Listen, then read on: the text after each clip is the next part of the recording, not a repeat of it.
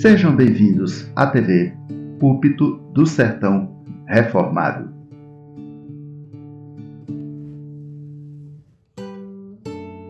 Atos 21, Bíblia aberta, beleza? Eu quero ler com você apenas uma parte do texto, não lerei o texto todo, apenas uma parte do texto. Vamos lá. Atos 21, a partir do 17. Passa aí, guerreirão, o 18. Isso. Observe aí. Agora eles, o 19. Toda a igreja. Bora. Tendo-os, contou o quê?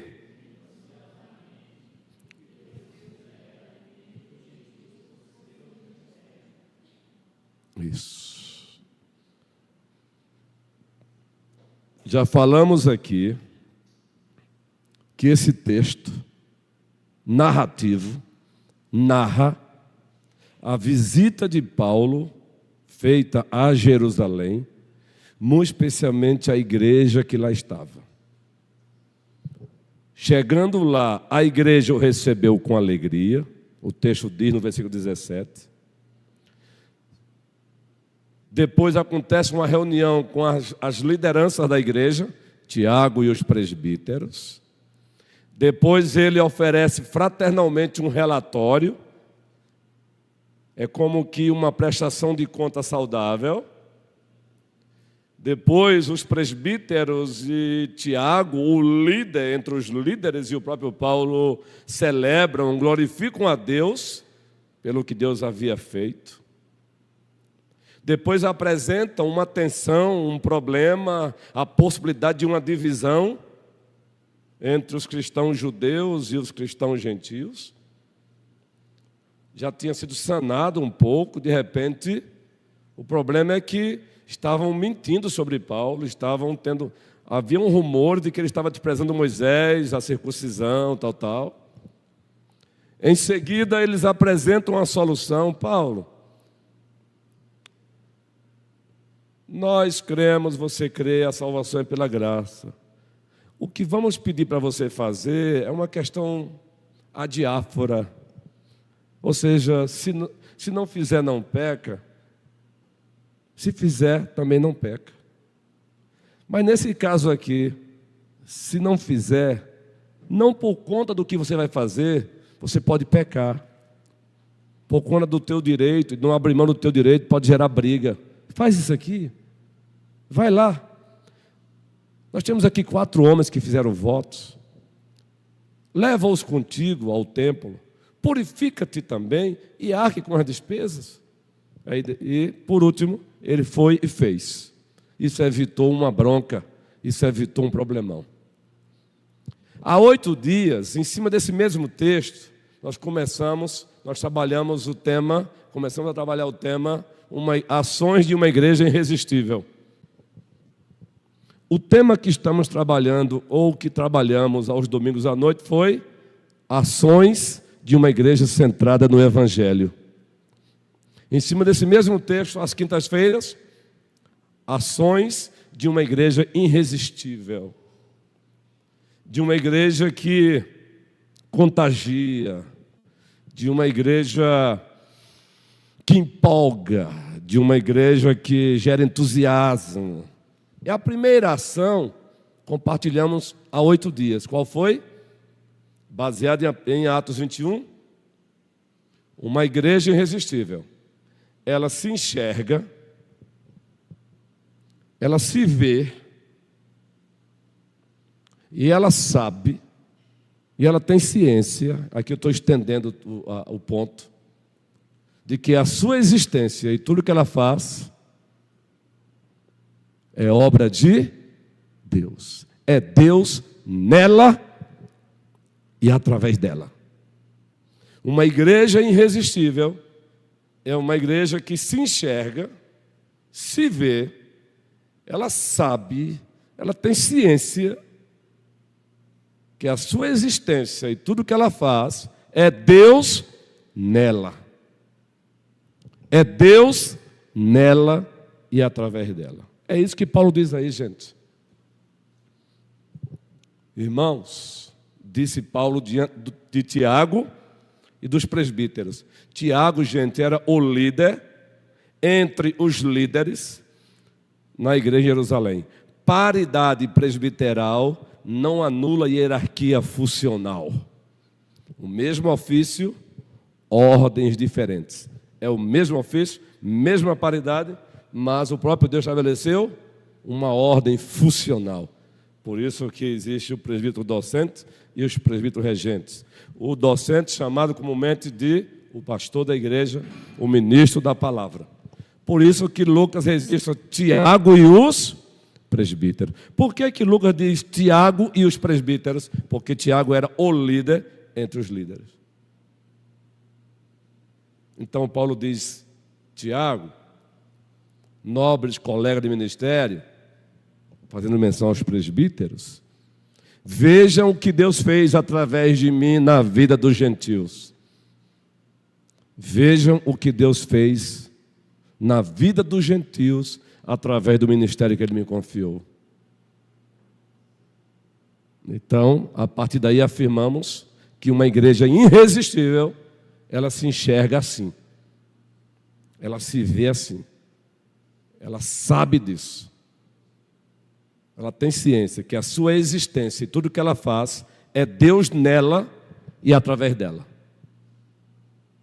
E hoje, para a gente bem rápido e continuar, uma igreja irresistível,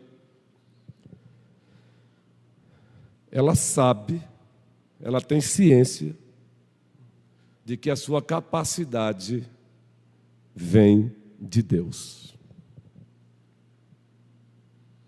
A sua capacidade emana de Deus. Nessa mesma fala de Paulo, nós encontramos essa segunda ação de uma igreja irresistível. O que é que diz Paulo aí, gente, novamente? Versículo 20. Aliás, o 19 mesmo, perdão, sonoplastia. E tendo os saudados, no início da reunião, contou minuciosamente o que Deus fizera. Grife aí.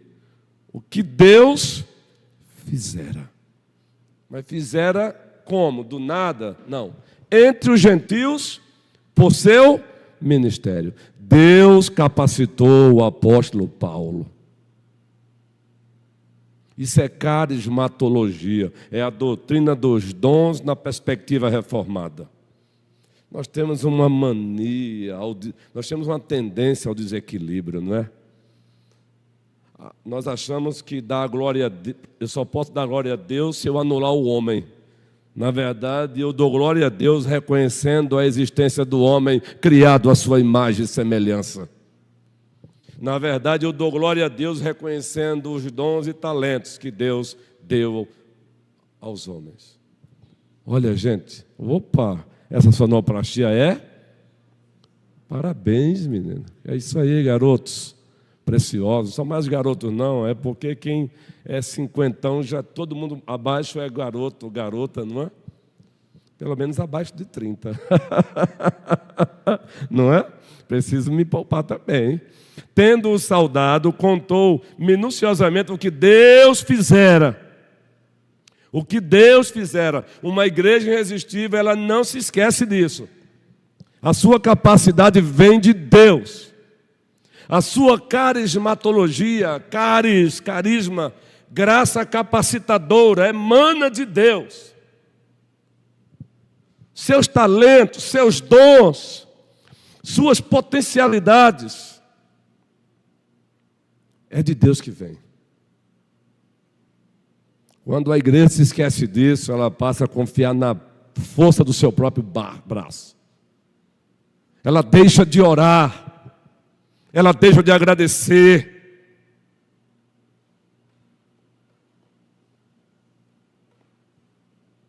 Se você quer um texto para corroborar com esse daí, rapidinho aí, sonoplastia, por gentileza, Efésios capítulo 4, a partir do versículo 7. Já pregamos uma série recentemente baseada nesse texto. A carta de Deus aos Efésios, capítulo 4, a partir do 7. Observe aí. Só o versículo 7. Leia aí, gente, leia. Leiam. Foi concedida a cada um de nós, segundo... Só tem mesmo. Que graça é essa, exegeticamente falando? A boa exegese. A exegese é a arte e a ciência que nós aprendemos no seminário, mas também quem não vai para o seminário pode aprender através de livros, de você se aproximar do texto e extrair do texto o que o texto está dizendo. Isso é exegese. E não o que eu quero que o texto fala. Então, a boa exegese diz o quê? Uma pergunta para vocês, não para humilhá-los, não para encurralá-los, não para mostrar que eu sei, apenas para usar aqui a estrutura indutiva da homilética. Que graça é essa aí? Observa. E a graça foi concedida a cada um de nós, segundo a proporção do dom de Cristo. Que graça é essa? Ela é a graça salvadora ou é a graça capacitadora? É a graça capacitadora. Se você quer entender isso, você precisa ler o contexto desse versículo. O que vem antes, contexto imediato, e o que vem depois do versículo 7, contexto imediato. O contexto desse versículo é carismatologia, os dons, as capacitações que Jesus, através do seu Espírito Santo, concede à igreja. É nesse texto, é nesse contexto que ele vai dizer, ele concedeu uns para, vamos lá igreja, apóstolos, bora, profetas, mestre depois, na ordem, apóstolos, profetas, evangelistas, pastores e mestres. E eu não vou entrar aqui na briga dos exegetas, que uns dizem que pastor é um ofício, mestre é outro, outros dizem não, ali é o mesmo, pastor-mestre. Tem bons livros sobre isso, e isso também, João Calvino pensava assim, pastor era uma coisa e o mestre era outra. Todo pastor tem seu mestre, mas havia também o ofício de mestre lá. Inclusive, a igreja em Genebra tinha o mestre, independente de ser pastor. E o argumento dele é forte. Mas não vamos adentrar aqui. O que eu quero chamar a atenção aqui é, essa graça é a graça capacitadora.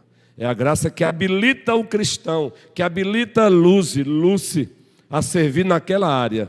É o dom que ele dá a Marília, ao Vitor, em tal área. É o dom que ele dá, não, que ele já deu a Lourdes, a Nestor, ao Caio, a sua esposa Esther, estão em lua de mel ainda. Opa, coisa boa.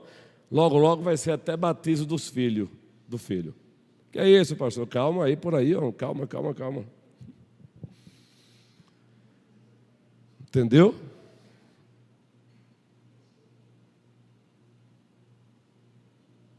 Rapaz, esses dias, deixa eu abrir um parênteses aqui. É raro acontecer isso comigo. Esse dia eu estava no meu intervalo lá dos meus estudos, no meu escritório, em casamento, na casa pastoral. Aí eu abri o WhatsApp, aí tinha lá um vídeo de uma mãe, de uma esposa e mãe que postou a filha na bolé do caminhão com o pai, que é o marido dela, né? Aí ela botou assim na legenda: como meu marido precisava de uma companheira íntima, eu fiz uma para ele. E tá a menininha, o pai dirigindo e ela passando a mãozinha no rosto dela. Gente, eu não aguentei. Sério, não aguentei. Nessas horas, lágrimas caíram. É raro acontecer isso comigo. É raro. Desceu. Entendeu, Caio? Não demorem, não. Não precisa ser desespero, não, mas ser pai é uma bênção, guerreirão. Se você me perguntar por que as lágrimas caíram, é porque eu olhei para mim e desejei ser pai. E minha esposa não é culpada, nem eu sou culpado, ele não quis, não é? E nós estamos resolvidos quanto a isso, né, já? Mas tem hora que bate. Mas as lágrimas desceram, porque a menininha passava a mão no rosto dele e ele começou a chorar, o pai dirigindo. Não é IA não, viu, gente? Porque agora não era do Iá, da Iá, né? Não é Iá, não, é real mesmo. Eu acho que ela estava atrás lá na Bulé. Não é Iá, não, é real mesmo. Aí eu chorei mesmo. Eu digo, ih, rapaz. Mas Deus é Deus, não é? Alguém disse, olha aí o tanto de filhos aí. Então, Caio, gente de Deus, essa graça é o dom que Deus deu a Juan, a Rayane, ao Alisson, ao presbítero Rogério, ao presbítero César. Chegou de viagem, parece que até gripou o guerreiro. Eu não o encontrei ainda. É o dom que Ele dá a você, Sara, a você, Avelino querido. Estou gostando da barba, viu? Fala bem baixinho aqui para ninguém escutar. Viu? É você. Essa graça é dom. Agora volto para Atos. Uma igreja irresistível, ela reconhece que a sua capacitação emana de quem? De Deus, queridos. Por isso precisamos depender sempre. Paulo diz, olha, Tiago, colegas presbíteros, vejam o que Deus fez. Mas ele não para aí, ele disse, através do meu ministério.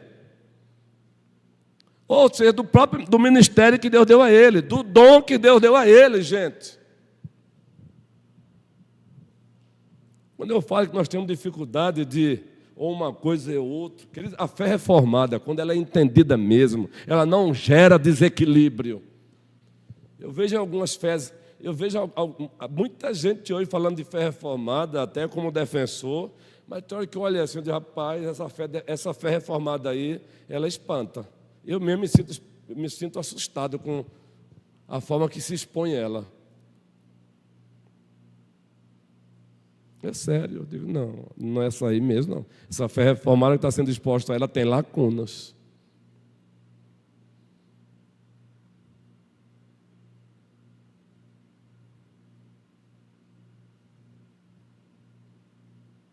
Dependamos do Senhor. Agora, Ele não capacita a igreja para a igreja ficar com os braços cruzados. Ele não capacita a igreja para a igreja ficar encastelada. Ele não capacita a igreja para que apenas 10% trabalhe e 90% assista. Ele capacita toda a igreja, querido. Não existe crente sem dom. É aí onde está o problema, às vezes, de alguns reformados. É que o medo é tanto de se parecer com alguns ramos do cristianismo que eles não gostam, que eles têm até dificuldade de falar dos dons, de forma saudável. Aí, às vezes, ficamos reclamando porque 10% trabalha, 90% assiste. Nós mesmos não incentivamos os irmãos a descobrir os seus dons, a aperfeiçoar os seus dons, a colocar em prática os seus dons. Uma igreja irresistível, ela reconhece que as suas capacitações vêm de quem? Ele deu, gente. E a graça foi concedida a cada um. E a graça foi concedida ao pastor apenas? Não. E a graça foi concedida aos presbíteros apenas? Não. Pobre da igreja. Se os dons fossem dados apenas aos presbíteros, a nós. Pobre da igreja. Não, querido. A cada um. Só aí dá um sermão. Nos moldes Espúgio. Espúgio pregava em cima de uma frase dessa. Sermãozão gostoso de ler. Eu imagino de ouvir aquele santo de Deus. Então prossigamos, irmãos. O que você tem feito com o dom que Deus te deu? Você que está assistindo aí. O que você tem feito com o dom que Deus te deu? O que você tem feito com a graça, essa graça capacitadora, essa graça habilitadora? Ele não te deu para você usar quando você quer, não, meu irmão. Não. Ele não te deu para você usar quando você tiver disposição para fazer. Ele vai cobrar de você carinhosamente. O que você fez, está fazendo com o dom que Ele te deu, meu irmão, minha irmã. Ele te deu. A graça foi concedida a cada membro da igreja. A pergunta é o que você tem feito. A igreja como um todo, reconhecer continuamente que é dele que emana. E cada um entender que cada um tem um dom. Cada um tem um dom. O problema é que, quando estamos cantando, reconhecemos que Ele é Senhor sobre as nossas vidas. Mas de segunda a sexta, mostramos que Ele é Senhor de algumas áreas da minha vida. De outras não. De outras mando eu. Até aqui, Senhor, o Senhor manda. Claro, queridos, que ninguém diz isso diretamente, mas a prática diz. Até aqui o Senhor manda. Aqui não. O horário avançou, são 21 horas e eu não quero que você se sinta exaustado, e 15 minutos, deu a hora, para que você venha na próxima quinta-feira. Não é fácil, depois de um dia de trabalho, você ainda comparecer numa quinta-feira.